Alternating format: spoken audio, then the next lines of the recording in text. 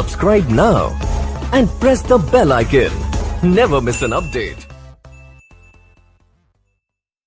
नमस्कार दोस्तों, मैं अमर साहू स्वागत करता हूं आप सभी का मेरे YouTube चैनल पर। दोस्तों, आज मैं आपके लिए लेकर आया हूं छत्तीसगढ़ का वो लोकप्रिय गाना फस जन पगली फस जावे मूवी का मीठ मीठ लागे मया के बानी। दोस्तों, ये सॉन्ग मैं भी उसी तरीके से बजाया हूँ, ऑक्टोपैड कवर सॉन्ग। तो इसमें मेरा साथ दिए है मेरे दोस्त योगेश जी बनपेला, जो बहुत ही अच्छा बेंजो प्ले करते हैं। तो दोस्तों, हमेशा की तरह आप इस वीडियो को भी वैसे ही लाइक करें, प्यार करें और मेरे चैनल को सब्सक्राइब करें। Thank you.